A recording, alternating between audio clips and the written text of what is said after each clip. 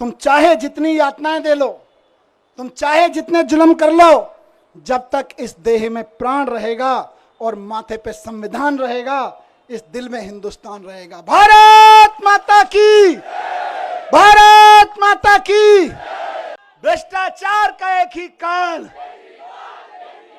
भ्रष्टाचार का एक ही काल। ये ईडी और सीबीआई का ताना बाना इसलिए नहीं बुना गया कि कोई बेईमानी हो गई है। ये ईडी और सीबीआई का ताना बाना इसलिए बुना गया है कि कश्मीर से कन्याकुमारी तक किसी चाय के ढाबे पे भी रुके हुए 10 लोगों से बात करोगे कि केजरीवाल कौन है जानते हो, बोले यार वो दिल्ली में काम बड़ा शानदार कर रहा है, और काम तो कर ही रहा है, ईमानदारी से कर रहा है। केजरीवाल जी का नाम आज ईमानदारी का प्रतीक बन गया पूरे देश में। और भारतीय जनता पार्टी इतनी अपने आप को कहते हैं दुनिया की सबसे बड़ी पार्टी होने के बावजूद एक राज्य में एक उदाहरण नहीं पेश कर पाई कि उस राज्य में काम ईमानदारी से हो रहा है और काम हो रहा है। उस छवि को बिगाड़ने के लिए ये सारा षड्यंत्र, सारे कुचक्र रचे जा रहे हैं, उस अरविंद केजरीवाल जी की ईमानदारी की छवि को बिगाड़ने के लिए। लेकिन जनता जानती है, जनता के दिल के दरवाजे खुले हुए हैं। आप जेल के दरवाजे बंद कर सकते हो, लेकिन जनता के दिल के दरवाजे बंद नहीं कर सकते। जनता के दिलों में आज भी वही नारा गूंज रहा है पिछले 10 साल से। बताइए क्या? भ्रष्टाचार का एक ही काल, भ्रष्टाचार का एक ही काल। और जिनका जिक्र अभी संजय भाई ने किया कि इधर उधर जितने भ्रष्टाचारी थे सबको इकट्ठा करके भारतीय जनता पार्टी बना ली और भारतीय जनता पार्टी बड़ी पार्टी कर ली, उनको भी कहना चाहता हूं कि आपका काल अभी जेल में है, लेकिन ज्यादा दिन तक जेल में नहीं रख पाओगे, आपका काल बाहर आएगा। 17 महीने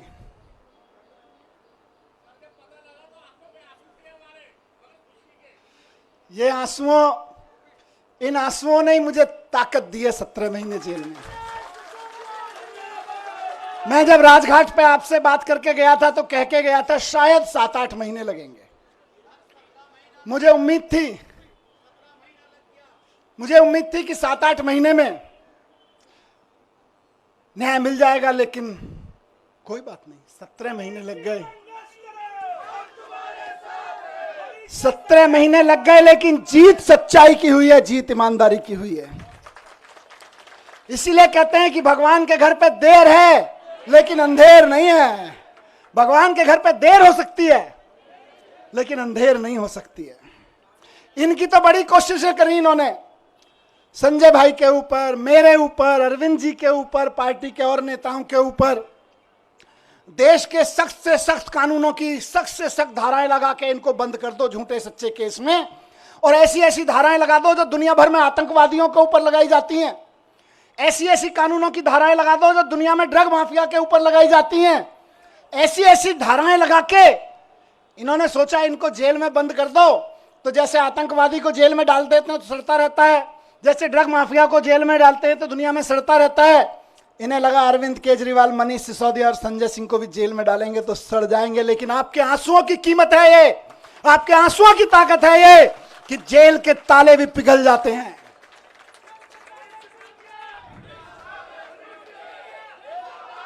एक ही चीज कहूंगा, कल सुबह मैं बैठा था कि सारी दुनिया की सारी बुरी ताकतें भी इकट्ठी हो जाए ना, तो जो सच्चाई के रास्ते पे चलता है उसका साथ भगवान देता है, उसका साथ भगवान जरूर देता है।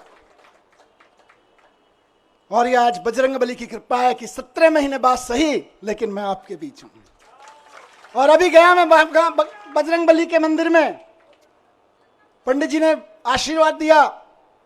वहां जो पंडित जी मौजूद होते हैं वही बजरंगबली जी के वाणी बोल रहे होते हैं। उन्होंने बजरंगबली जी की वाणी से आशीर्वाद दिया कि विजयी भव, सफल भव। मैंने कहा जी एक ही सफलता का मंत्र है, दिल्ली के एक एक बच्चे के लिए शानदार स्कूल बना के देने हैं, यही हमारी सफलता है। और इसके लिए मैं कल से कह रहा था अपने साथियों से, हम तो रथ के घोड़े हैं, हमारा असली सारथी अभी जेल में बंद है, वो भी बाहर आ जाएगा। फिर उसके बाद हमको तो जहां हकेंगे हम हकेंगे, लेकिन हमारा असली सारथी अभी जेल में बंद है और जेल के ताले टूटेंगे, बहुत जल्दी छूट के आ जाएंगे। बहुत कृपा है अरविंद जी के ऊपर बजरंगबली की। आपको याद है ना, लंबे समय से बहुत सारे लोग साथ हैं, कितने शुगर का पेशेंट होने के बावजूद कितना लंबा लंबा फास्ट किया, केवल बजरंगबली जी की कृपा से।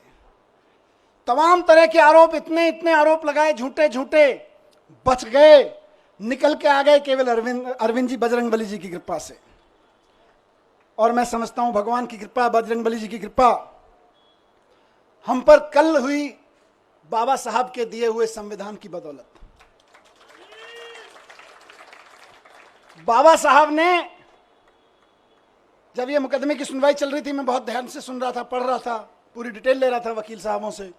बाबा साहब ने 75 साल पहले, करीब 75 साल पहले अंदाजा लगा लिया था कि कभी कभी ऐसा भी होगा, हम लोकतंत्र का संविधान बना रहे हैं, लेकिन कभी कभी ऐसा भी होगा कि इस देश में तानाशाही ताकतें आके आतंकवादियों और ड्रग माफियाओं पर लगाए जाने वाले कानून को आम आदमी के ऊपर लगाएंगे, व्यापारियों के ऊपर लगाएंगे, विपक्षियों के ऊपर लगाएंगे। तो उस वक्त उन व्यापारियों को, उन आम आदमियों को, उन विपक्षियों को कौन बचाएगा? तो बाबा साहब ने पहले ही लाइन जोड़ दी थी, संविधान बचाएगा। यही भगवान की कृपा है। कौन बचाएगा उनको जब तानाशाह सरकार अपना जुल्म करेगी, एजेंसियों का दुरुपयोग, कानूनों का दुरुपयोग करेगी, जेलों का दुरुपयोग करेगी, तो कौन बचाएगा? 75 साल पहले उस महान शख्सियत ने लिख दिया था कि मैं ऐसा संविधान दे रहा हूं कि तुमको संविधान बचाएगा। आज हम संविधान की बदौलत खड़े, संविधान की ताकत से यहां पे खड़े हैं। आज मैं शुक्रगुजार हूं देश के संविधान का, बाबा साहब का, और साथ साथ बहुत विनम्र निवेदन के साथ में माननीय सुप्रीम कोर्ट का, बहुत विनम्र सम्मान के साथ में माननीय सुप्रीम कोर्ट ने संविधान की दी हुई ताकत का इस्तेमाल करते हुए कल तानाशाही को कुचला, तानाशाही को कल गलत ठहराया। और माननीय सुप्रीम कोर्ट के साथ साथ मैं बहुत तहे दिल से शुक्रगुजार हूं उन वकीलों का जो पिछले 1.5 साल से, 17-18 महीने से, और बल्कि उससे पहले से भी पूरी लड़ाई लड़ रहे हैं। मैं जेल में बैठा था, आप लोग आंदोलन कर रहे थे, अरविंद जी जेल में बैठे हैं, आप लोग यहां सड़कों पे डंडे खा रहे हैं, लेकिन वो वकील इधर से उधर धक्के खा रहे हैं, एक कोर्ट से दूसरे कोर्ट धक्के खा रहे हैं, एक कागज से दूसरे कागज में डाल रहे हैं। इनकी एक एक साजिशों का, इनकी एक एक चालबाजियों का, इनकी एक एक तिगड़मों का जवाब दे रहे हैं अदालतों में खड़े होकर, इनके एक एक झूठ का पर्दाफाश कर रहे हैं। मेरे लिए तो, मैंने कल भी कहा था, भगवान स्वरूप हैं। किसी भी जेल में बंद होने वाले एक व्यक्ति के लिए तो वकील भगवान स्वरूप होता है, और मेरे लिए तो सिंघवी साहब वाकई भगवान स्वरूप हैं। अभिषेक मनु सिंघवी जी, जिन्होंने इस पूरी कानूनी लड़ाई को इस अंजाम तक पहुंचाया, और जल्दी अरविंद जी को भी बाहर लेकर आएंगे। मैं धन्यवाद करता हूं सिंघवी साहब का, मैं धन्यवाद करता हूं दयान कृष्णन साहब का, मैं धन्यवाद करता हूं मोहित माथुर साहब का, जिन्होंने बहुत बेबाकी से अदालतों के सामने ईडी और सीबीआई और भारतीय जनता पार्टी के सच को बेनकाब किया है। और मैं बहुत प्यार के साथ धन्यवाद करता हूं, उनमें से कुछ लोग मेरे उनसे उम्र में छोटे हैं, कुछ बड़े हैं, अपनी आम आदमी पार्टी की लीगल टीम के कुछ वकील साथी, हमारे एमएलएज यहाँ खड़े हैं, साथ साथ में उनको सबको कोऑर्डिनेट करने वाले विवेक भाई, इधर शायद नहीं होंगे, विवेक जैन किसी अदालत में इस समय जाके आर्ग्यूमेंट कर रहे होंगे, इरशाद भाई इस समय कहीं किसी अदालत में आर्ग्यूमेंट कर रहे होंगे, कुछ पेपर बना रहे होंगे, और उनके कई साथी यहाँ खड़े मैं देख रहा हूं, अपने सारे साथियों को मैं उनका भी बहुत धन्यवाद करता हूं। रजत, साथ साथ में मैं शुक्रगुजार हूं देश भर में आम आदमी पार्टी के एक एक कार्यकर्ता का, नेताओं का। मैं तो 17 महीने जेल में था, जेल की छोटी सी एक कोठरी थी, इसकी 1/4 सी, इस पूरे स्टेज की 1/4 कोठरी में कोई नहीं। जब मैं गया था तो मैंने, वहाँ के सिपाही वगैरह कहते थे, सर बड़े ऊपर से ऐसी हिदायतें हैं, वैसी हिदायतें हैं। मैंने कहा आप चिंता मत करो, मैं तो जंतर मंतर पे एक अखबार के साइज पे सो गया था, मुझे कोई दिक्कत नहीं है। मैं तो वहाँ से निकला हूँ जहाँ अरविंद केजरीवाल जी और मैं और संजय भाई बनारस रेलवे स्टेशन के, और जहां देश भर में रेलवे स्टेशन में रात को 2 बजे ट्रेन आती थी, तो इतने भी पैसे नहीं थे कि रात को किसी लॉज में रुक जाएं, तो जाके 9 बजे खाना खा के स्टेशन पे ही सो जाते थे अखबार बिछा के। हम तो वहां से भी निकल के आए, हमें तो कोई दिक्कत नहीं है। तो लेकिन हम तो वहां सो रहे थे, लेकिन डंडे कौन खा रहा था? जब मैं कोर्ट आता था तो मैं देखता था बैरिकेड लगे हुए और उसकी दूसरी तरफ से नारे लग रहे हैं। अखबारों में देखता था, टीवी में देखता था, आप में से बहुत सारे चेहरे यहां खड़े हैं, मैं देखता था ये मेरी बहन को लाठी लगी, ये मेरी बहन को एक पुलिस वाले ने धक्का दिया, ये मेरे एक भाई को पकड़ के खींचा। दर्द होता था और वहीं से ईश्वर से दुआ करता था, इनको सबको सलामत रखना, इनकी मदद करना, इनको ताकत देना। सलाम करता था आपकी ताकत को मैं वहां से, एक एक कार्यकर्ता को सलाम करता हूं मैं। और सिर्फ डंडे खाने के लिए नहीं, क्योंकि भारतीय जनता पार्टी की जो एक्सपर्टीज अभी संजय भाई ने बताई, उनमें एक शामिल है कि दूसरी पार्टी के कार्यकर्ताओं को और नेताओं को तोड़ने के, दबा के, धमका के, सामदान दंड भेद करके, जेल में भेजने की धमकी देके, जेल में भेज के, उनके हमले करवा के, उनको धमकी करवा के एकमात्र एक्सपर्टीज किसी पार्टी ने पाई है तो वो भारतीय जनता पार्टी है। लेकिन उसके बावजूद आप टिके रहे, एक एक आदमी टिका रहा, एक एक आदमी झुका नहीं, टूटा नहीं। एक एमएलए कैसे सारे खड़े हैं, मैं जानता हूं किस किस के ऊपर क्या क्या दबाव नहीं था और क्या क्या नहीं होगा और क्या क्या धमकियां नहीं आ रही थी, लेकिन उसके बावजूद बेबाकी से खड़े रहे, सीना तान के खड़े रहे। उस सीने, तने हुए सीने को मैं सलाम करता हूं आप लोगों को, आप डटे रहे। और आज देखिए मजे की बात, अब तो दुश्मन भी इस बात को मानने लगा है कि यार इन आम आदमी पार्टी वालों में कुछ तो मिट्टी है, जो 17 महीने, 6 महीने जेल में रह जाते हैं इनके नेता, उसके बावजूद ना झुकते हैं ना टूटते हैं, किसी मिट्टी के तो बने हैं। ये उस मिट्टी के बने हैं, मैं बताता हूं, ये उस मिट्टी के बने हैं भारतीय जनता पार्टी वालों, जिस मिट्टी पर भगत सिंह का पसीना की बूंदें गिरी हुई हैं, जिस मिट्टी पे गांधी ने गोली खाई थी, जिस मिट्टी पे भगत सिंह के पसीने की बूंदें गिरी हुई हैं, जिस मिट्टी पे खड़े होकर बाबा साहब ने तुम्हारी जैसी लोगों की ताकतों के, उस वक्त की ताकतों के जुल्म झेले थे, उस मिट्टी से ये बने हुए हैं। इनको तुम्हारी तोता मैना क्या तोड़ पाएंगे, ये तुम्हारे सीबीआई और ईडी क्या तोड़ पाएंगे, इनको नहीं टूटे लोग। और मैं जेल में बैठा बैठा दुआएं करता रहा और सलाम करता रहा अपने एक एक साथी को कि यह है अरविंद केजरीवाल की मुट्ठी, यह है अरविंद केजरीवाल की फैमिली, यह है अरविंद केजरीवाल का कुनबा, जिसकी एक उंगली को भी हिम्मत से हिला नहीं पा रहे हो तुम लोग। वाह, फक्र था मुझे सब पे। आपने कहा ना कि आप आंसू बहाते थे बाहर, मैं कहता हूं मैं फक्र से सीना चौड़ा करके उस जेल की कोठरी में बैठा होता था अपने एक एक भाई पे के ऊपर और एक एक बहन के ऊपर। यह मेरी ताकत थी। जेल के अंधेरे, मैं कहूंगा कि जेल के अंधेरे में यह ताकत तो होती है कि वो तोड़ तो सकती है, लेकिन जिसके बाहर इतना प्यार, इतनी ताकत, इतना सम्मान। मैं कल से उतरा हूं, मुझे किसी ने बोला मनीष जी 17 महीने बाद आ रहे हो, 2 दिन के लिए रेस्ट पे चले जाना। मैंने कहा यार, जेल के बाहर कदम रखने के बाद पहला हाथ जिस कार्यकर्ता ने पकड़ा था और रात को घर तक जो दूर खड़ा था केवल देख के गया है, वो उम्मीद लगा रहा है कि मेरा मनीष सिसोदिया, मेरा भाई बाहर आ गया है। और मैं कहूं नहीं, मैं तो छुट्टी जा रहा हूं यार, नहीं, खून पसीना बहाने के लिए बाहर आया हूं, छुट्टियां मनाने के लिए नहीं। एक एक दिन जो संजय भाई ने नारा दिया है कि इनकी जमानत जब्त कराएंगे, आज से और अभी से लग रहे हैं। और बीजेपी वालों ढूंढते रह जाओगे कहां गई वोटें, कहां गई वोटें। आज से लगना है सबको। जो सुन रहे हैं सोशल मीडिया और मीडिया के माध्यम से, एक एक कार्यकर्ता साथी को कहना चाहता हूं, दिल्ली के एक एक नागरिक को, हरियाणा के एक एक नागरिक को, देश के एक एक नागरिक को कहना चाहता हूं कि इस तानाशाही के खिलाफ तो एक एक आदमी को वोट करना पड़ेगा। सवाल हमारा नहीं है। तानाशाही के खिलाफ ये जो लड़ाई है सिर्फ आम आदमी पार्टी के कार्यकर्ताओं की नहीं है, सिर्फ विपक्ष के पार्टी कार्यकर्ताओं की नहीं है, ये देश के एक एक आम आदमी की है। मैं जेल में था अभी, तो कई सारी खबरें, अखबार पढ़ता था, टीवी देखता था, न्यूज में कई सारी खबरें विचलित करती थी।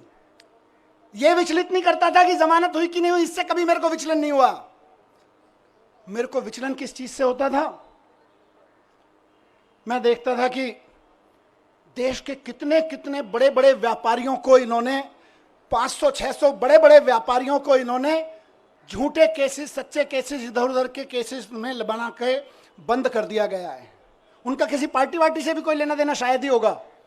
लेकिन आप सोचो कि एक व्यापारी अगर कोई मेहनत से काम कर रहा है और उसके ऊपर क्योंकि उसने चंदा नहीं दिया या उसने आपकी किसी पार्टी के नेता से कोई पंगा ले लिया, आपने उसको उठा के जेल में डाल दिया, ईडी के केस लगा के, जो केस आतंकवादियों पर, ड्रग माफियाओं पर लगाए जाते हैं, वैसे वैसे खतरनाक केस लगा के एक व्यापारी अगर जेल में डाल दिया जाता है, उसके पीछे हजारों परिवारों को रोजगार मिल रहा होता है, वो भूखे मरने लगते हैं, उनकी बद्दुआ लगेगी। इनको तानाशाही नहीं है तो क्या है? बात सिर्फ विपक्षी पार्टियों के नेताओं की नहीं है, बात आम आदमी पार्टी के नेताओं की नहीं है। बड़े बड़े व्यापारियों को उठा उठा के जेल में डाले दे रहे हैं। और एक किसी कंपनी का चेयरमैन जेल में चला जाता है, किसी का मालिक जेल में चला जाता है, हजारों हजार लड़के लड़कियां जो वहां नौकरी कर रहे होते हैं, उनके घर में टेंशन हो जाती है, क्या करेंगे, कल को कहां से खाएंगे? आपको समझ में नहीं आता, ये नौकरियां खा रहे हो आप लोग अपने चंदे के धंधे पर। ये तानाशाही नहीं है तो और क्या है? कोई गलत करे तो सजा दो, लेकिन चंदे के धंधे में ईडी का नोटिस भिजवाओ, अपनी एजेंसियों के कानूनी कागज भिजवाओ और उसके बाद उसको अंदर कर दो, ये धंधा तो तानाशाही ही कहा जाएगा भाई। ये भ्रष्टाचार के खिलाफ लड़ाई नहीं है, ये तो तानाशाही है। मुझे बताओ कि 10 साल, अभी थोड़े दिन पहले बहन आतिशी लड़ रही थी उसके लिए, 10,000 शिक्षकों को इन्होंने दिल्ली सरकार के स्कूलों के एक रात में, रात को 2 बजे ऑर्डर पास कराया, ट्रांसफर कर दिया एक रात में। अब किसी का बच्चा आज पढ़ता है स्कूल में 11वीं क्लास में, वो तैयारी करा रहे हैं गुरुजी, टीचर पूरी मेहनत से कि यार इसमें तो आईआईटी में जाने का पोटेंशियल है। कल को टीचर का ऑर्डर मिल रहा है, नहीं नहीं हमने तो 10,000 टीचर्स को इधर से उधर कर दिया है क्योंकि हमें तो ट्रांसफर पोस्टिंग का शौक था, अब तुम भाड़ में जाओ। ये तानाशाही नहीं है तो और क्या है? बात 10,000 टीचर्स की नहीं है, उन लाखों बच्चों की है जिनको वो टीचर्स पढ़ा रहे थे। तुम अपनी अफसरी में, तुम अपनी तानाशाही में 10,000 टीचर्स को एक रात में इधर से उधर उठा के फेंक देते हो। ये तानाशाही नहीं है तो और क्या है? यही तानाशाही है जिसके खिलाफ हमको आवाज उठानी चाहिए। आज दिल्ली में जब सरकार में था उस वक्त दिल्ली जल बोर्ड का नगर निगम चुनाव से पहले पैसा रोक दिया गया था और आज तक दिल्ली जल बोर्ड का पैसा नहीं दिया गया। फाइनेंस डिपार्टमेंट के अफसरों से इधर उधर से फाइलों पे कुछ कुछ काला पीला करवा के रुकवा रखा है पैसा। इंजीनियर्स परेशान है, इलाके के नाले साफ नहीं हो रहे, सीवर साफ नहीं हो रहे, और वो कह रहे हैं हम तो पैसा नहीं देंगे। 1.5 साल से जल बोर्ड का पैसा नहीं दिया गया, जबकि पैसा बजट में पास किया विधानसभा ने। ये तानाशाही नहीं है तो और क्या है बताइए? तानाशाही सिर्फ आम आदमी पार्टी के नेताओं को गिरफ्तार करने की नहीं है। तानाशाही आपके घर के सामने जो सीवर बह रहा है, उसमें जो अभी ओवरफ्लो हो रहा है, वो भी इसी तानाशाही की वजह से हो रहा है। जो नाली नहीं खुल पा रही है, उसको 1.5 साल से पैसा नहीं मिला ठेकेदार को, वो इंजीनियर रो रहा है बेचारा कि मैं कहां से पेमेंट करूं ठेकेदार को। यह भी इसी तानाशाही की वजह से हो रहा है। आपकी गलियों की नालियां सड़ी हुई हैं इस तानाशाही की वजह से। मैं ही जेल में नहीं हूं, केजरीवाल जी जेल में नहीं है, आप भी नरक में रहने को मजबूर हैं इसी तानाशाही की वजह से, क्योंकि आपके घर के सामने का सीवर फ्लो हो रहा है, 1.5 साल से पेमेंट नहीं हुआ जल बोर्ड का। ये तानाशाही नहीं है तो और क्या है? आज पूरे देश में मैंने कहा विचलित करती थी मुझको इस खबरें। हर रोज कहीं ना कहीं सुप्रीम कोर्ट भी डांट लगा रहा है, उसके बावजूद जनता अपनी सरकार चुनती है, कहीं के राज्यपाल को, कहीं के उपराज्यपाल को कह के जनता की चुनी हुई सरकार के कानून कैंसिल करवा देते हैं। कई महीने तक कानून, कई साल तक कानून पड़े रहते हैं, उनकी पॉलिसी नहीं पास होने देते। ये तानाशाही नहीं है तो और क्या है? नुकसान किसको हो रहा है? नेताओं को तो खाली जेल ही हो रही होगी, असली नुकसान तो जनता का हो रहा है, जिसके लिए पॉलिसी बनाई गई थी, जिसके लिए कोई कानून बनाया गया था। यह तानाशाही है, इस तानाशाही के लिए लड़ना पड़ेगा दोस्तों। और आखिरी बात जो मैं अभी, क्योंकि विचलित करनी है कई सारी चीजें, मैं अभी 2-3 दिन पहले टीवी देख रहा था, और उससे पहले भी देख रहा था टीवी में। 1 साल से टीवी देखा न्यूज पे, और क्या सहारा था, आपकी खबरें, आपकी शक्लें देखने को मिल जाती थी। मैंने देखा कि देश के गांव से एक बहुत प्यारी सी हमारी बेटी निकल के खेलों में देश का परचम लहराती है सारी दुनिया में, और जब वो खड़े होकर कहती है कि आपकी पार्टी के एक अफसर ने, आपके लगाए हुए एक फलाने नेता ने हमें छेड़ा है, तो आप उसको गिरफ्तार तक नहीं करते और हमारी उस बेटी के ऊपर तरह तरह के सोशल मीडिया ट्रोलिंग और ये सब कराते हो, ये तानाशाही नहीं है तो और क्या है मुझे बताइए। और तुम्हारे उस ये बेशर्मी तानाशाही है कि उसको गिरफ्तार तक नहीं किया जाता। इस देश की बेटियां जंतर मंतर पे बैठी रही, खिलाड़ियां, हम और आप सब अपने बच्चों को खिलाड़ी बनाने का सपना देखते हैं। बेटियों को कहते हैं जा बेटी उछाल, लगा छलांग और छा जा फलक पे, और उसको कोई बैठ के वहां पे इनका चमचा बैठ के उसको छेड़े तो हमें सहन होगा। लेकिन ये तानाशाही है कि उसको गिरफ्तार तक नहीं करते हो तुम। यही तानाशाही है दोस्तों। और उस तानाशाही का चरम स्वरूप हमने देखा कि अब उस बेटी के साथ क्या किया गया। मैं बहुत ज्यादा नहीं कहूंगा उस बारे में, लेकिन सबको पता है किसने किया और क्या किया। आज अगर उसके आंसू बहे हैं तो कुछ तो खेल किया गया है, कुछ तो खेल किया गया है। दोस्तों 17 महीने में जब मैं अंदर था तो अंदर रह के मैंने खूब चिंतन मनन किया। टाइम ही टाइम था, यहाँ तो आप लोग टाइम देते नहीं हो, वापस आ गया हूँ फिर टाइम नहीं दोगे। खूब चिंतन मनन किया, अपने ऊपर भी किया, समाज के ऊपर, देश के ऊपर, व्यवस्था के ऊपर, सरकारों के ऊपर खूब अध्ययन किया। मेरे ख्याल से मैंने कम से कम हर 3-4 दिन में एक किताब खत्म कर देता था मैं। और कई लोगों ने भेजी, बाई पोस्ट किताबें भेजी आप में से कई लोगों ने, भाई साहब ये भी पढ़ो, ये भी पढ़ो, ये भी पढ़ो। तो यहाँ वहाँ भी नहीं छोड़ते थे, बोले काम पे लगाए रखेंगे। तो करीब करीब मैं समझता हूँ 300 की किताबें मैंने पढ़ी वहाँ पे। हर 2-3 दिन में एक किताब खत्म हो जाती थी। पर सबसे पहले आपको ध्यान होगा मैं गीता लेके गया था। और गीता लेके गया था तो मेरे दिमाग में ना प्रश्न थे कि यार भगवान, मैं तो स्कूल ही तो बनवा रहा था, मेरे को जेल क्यों भेज दिया? मेरी बीवी की, मेरे बच्चे की क्या गलती थी कि मैं दिल्ली के बच्चों के लिए दिन रात सुबह से शाम एक करके स्कूल बनवा रहा था, उनके लिए अच्छे आईआईटी में चले जाएं, अच्छी नौकरियां लग जाएं। क्या मैंने भगवान से पूछा अंदर आंख बंद करके कि मेरी क्या गलती थी, मैं जेल में क्यों? तो भगवान ने कहा गीता पढ़, पता चल जाएगा। अंदर से आवाज आई और मैंने गीता पढ़ी और मुझे जवाब मिल गया। मेरे मन में जो भी सवाल आया, मैं ऐसा नहीं है कि यहां कोई उसकी बात कर रहा हूं। जब आदमी अंदर जेल में होता है, अकेला बैठता है, तालों में वो शीशों के पीछे बैठता है, तो तरह तरह के सवाल उठते हैं, अंदर बहुत झांकता है। बहुत सवाल उठते थे मन में, और बस भगवान की ऐसी कृपा है कि मेरे मन में जो सवाल उठा और अंदर से आवाज आती थी, इस सवाल का जवाब तुझे कहीं बाहर से नहीं मिलेगा, गीता में मिलेगा, पढ़ ले। खूब गीता पढ़ी। और बाद में तो मैंने कम से कम 10 महान लोगों की व्याख्या, कम से कम 10 पढ़ ली होंगी, अलग अलग लोगों की, विनोबा भावे जी की, गांधी जी की, श्री श्री जी की, आचार्य प्रशांत जी की, बहुत लोगों की व्याख्या की हुई गीता मैंने पढ़ डाली, देवदत्त पटनायक की। सब में से पढ़ पढ़ के मुझे बड़े सारे आंसर मिलते चले गए, मुझे अपने सवालों के आंसर मिलते चले गए। खूब गीता पढ़ी मैंने। उसके अलावा मैंने दुनिया भर की एजुकेशन की बुक्स पढ़ी, अमेरिका में, फ्रांस में, जापान में, इंडिया में भी कहाँ एजुकेशन पे क्या काम हुआ, खूब पढ़ा मैं। कम से कम 100-125 बुक्स तो मैंने एजुकेशन के बारे में पढ़ी, दुनिया की एजुकेशन सिस्टम के बारे में। और मैंने एक चीज जानी दोस्तों, और मेरा इरादा और फर्म होता गया, आप और हम तो पहले से ही उस पर यकीन करते हैं, मेरा यकीन वहां पक्का होता गया कि भारत को 2047 तक अगर विकसित राष्ट्र बनाना है तो एक एक बच्चे के लिए शानदार सरकारी स्कूल उपलब्ध कराए बिना कोई रास्ता नहीं है भारत को विकसित राष्ट्र बनाने का।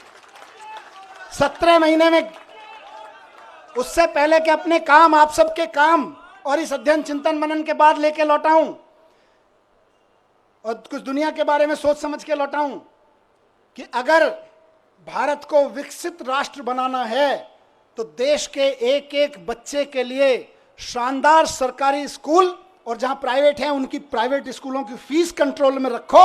इसके अलावा विकसित राष्ट्र बनाने का कोई राजमार्ग नहीं है, कोई रास्ता नहीं है। और अगर कोई आदमी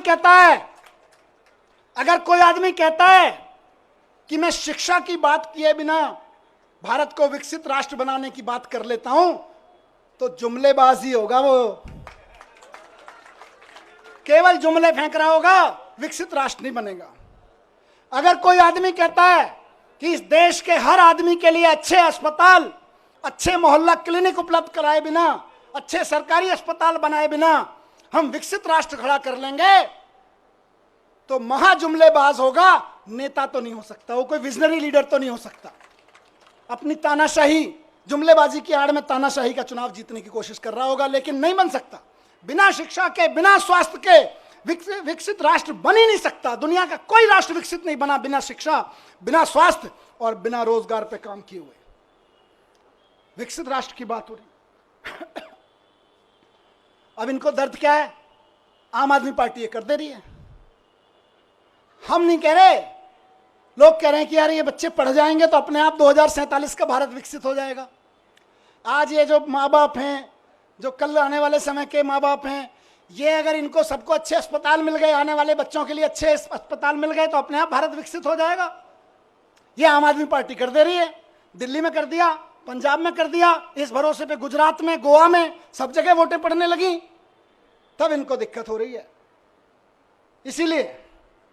इसीलिए सबको जेल में डालने पर आ गए।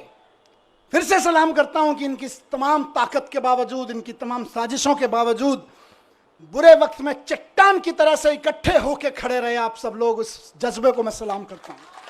ये पार्टी की ये लीडरशिप, बीच बीच में लीडरशिप यहाँ खड़ी है, बैठी है, कई सारे एमएलए साथी, कई सारे सीनियर लीडर्स यहाँ सब खड़े हैं। ये सब एक मुट्ठी की तरह से जिस तरह से खड़े रहे वो मिसाल है। आने वाले समय में जब आम आदमी पार्टी का आगे जाके राजनीतिक इतिहास लिखा जाएगा देश का, तब लोग कहेंगे कि सबसे बुरे दौर में पार्टी की सारी सीनियर लीडरशिप अपना खून पसीना एक करके सड़कों पे लड़ रही थी, एकजुट होकर लड़ रही थी। ये केजरीवाल जी का कुनबा एकजुट होकर लड़ रहा था। केजरीवाल जी का कुनबा बिखरा नहीं, केजरीवाल जी के साथ खड़ा रहा। इसी से इनको डर लगता है।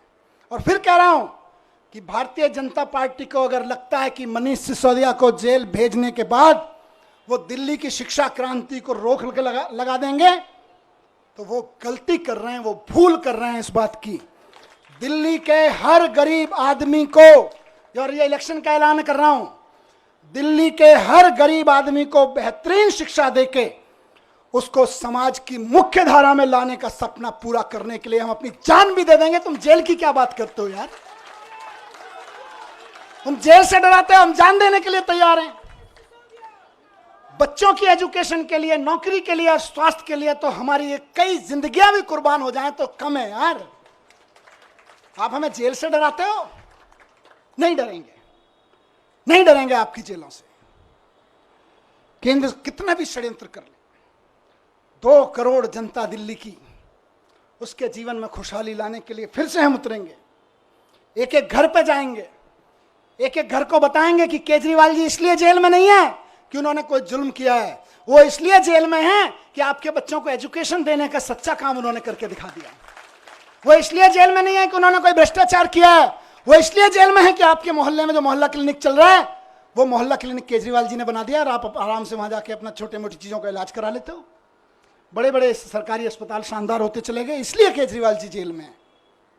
और ये फिर से कहूंगा कि जैसे संजय जी को निकाला, जैसे मुझे निकाला और साथियों को निकाला, हर साथी को और केजरीवाल जी को भी संविधान की ताकत निकाल के लाएगी। भारतीय जनता पार्टी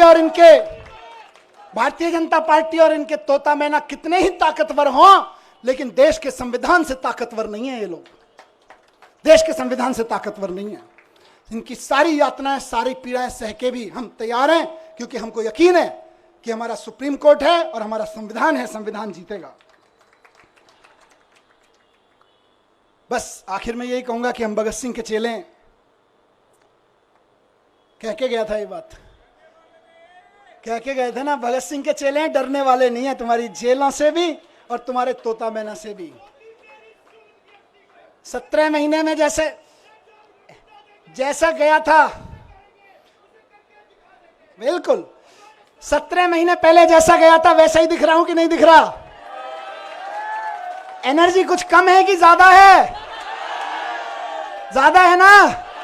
बस इनको लग रहा था जेल भेज के एनर्जी तोड़ देंगे, अब ये कहेंगे यार इनको जेल मत भेजो, ये तो दुगनी एनर्जी लेके आते हैं।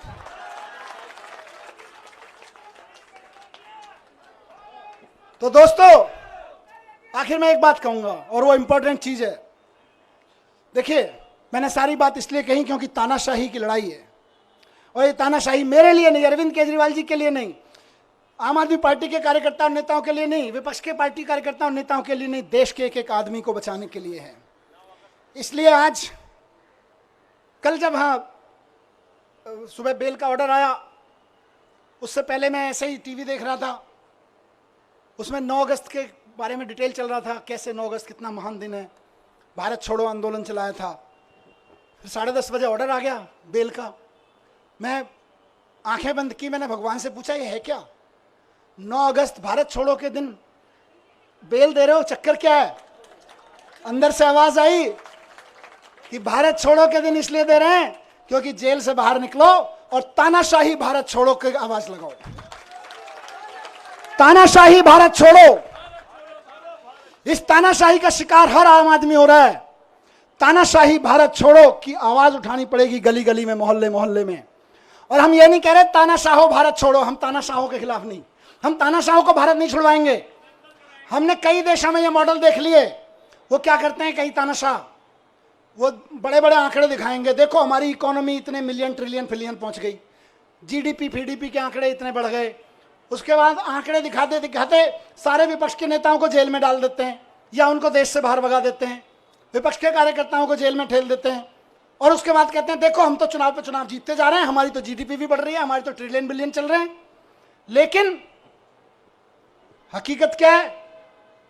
वो कई देशों की जनता ने दिखा चुकी है कि भाई हम तो तानाशाहों को बाहर भगा देते हैं, लेकिन हम भारत हैं, हम विवेकानंद की, गांधी की, नानक की जन्मभूमि है, हम बाबा साहब की जन्मभूमि है। हमारे को जरूरत नहीं है किसी तानाशाह को बाहर भगाने की, हम तो तानाशाही को बाहर भगाएंगे। तो तानाशाही भारत छोड़ो, भारत छोड़ो, भारत छोड़ो, तानाशाही भारत छोड़ो, भारत छोड़ो, भारत छोड़ो, तानाशाही भारत छोड़ो, भारत छोड़ो, भारत छोड़ो। तानाशाही आज हमारे और आपके जीवन के लिए, एक आम आदमी के जीवन के लिए खतरा बन गई है, इसको छुड़वाना पड़ेगा। ये संविधान के लिए खतरा बन गई है, हमारे सामाजिक ताने बाने के लिए खतरा बन गई है, हमारी बहनों के लिए खतरा बन गई है, हमारे खिलाड़ियों के लिए, हमारे व्यापारियों के लिए खतरा बन गई है। इससे लड़ना पड़ेगा। और एक चीज कहूंगा यहां से, विपक्ष के लिए भी और इनकी सत्ता में बैठे नए नए साथियों के लिए भी जो इनके साथ नए नए गए हैं, इस तानाशाही से अगर लड़ना है तो एकजुट होकर लड़ना पड़ेगा। ये ना सोचें कि आज आम आदमी पार्टी के कार्यकर्ता और नेता जेल में हैं, कल नंबर आपका भी आएगा, कल नंबर उनका भी आएगा जो दूसरे पक्ष में बैठे हैं या इधर के पक्ष में बैठे हैं, कल नंबर उनका भी आएगा जो इधर नए नए गए हैं कि हम तो इनके साथ हैं। एनडीए के साथियों को भी कहना चाहता हूं, उनके साथ जो गए हैं, और इंडिया गठबंधन के भी एक एक आदमी को और बाकी सब पार्टियों के साथियों को कहना चाहता हूं, पार्टी की जिंदगी के लिए नहीं, नेताओं की जिंदगी के लिए नहीं, देश के लिए इकट्ठा होकर लड़ना पड़ेगा, देश के लिए इकट्ठा होकर लड़ना पड़ेगा। और आज कह रहा हूं इस मंच से कि अगर देश के पूरे विपक्ष के नेता पूरी ताकत से एक बार हुंकार भर देंगे तो आज देश में वो माहौल है कि अरविंद केजरीवाल जी 24 घंटे के अंदर बाहर आ जाएंगे।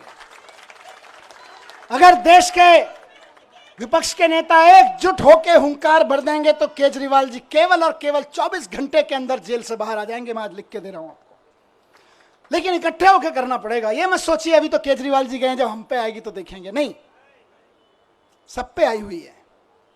सबको इकट्ठे होकर लड़ना पड़ेगा, सबको इकट्ठे होकर चुनाव भी लड़ने पड़ेंगे, लड़ाइयां भी लड़नी पड़ेंगी, कानूनी लड़ाइयां भी लड़नी पड़ेंगी। और एकजुट हो गया तो इस चुनाव में तो दिखाई दिया कि 400 पार ढूंढते रह गए। एकजुट होकर लड़ेंगे तो आगे आने वाले चुनावों में भी ढूंढते रह जाएंगे कहां है 0 पार, बस सीधे कहा 0 पार।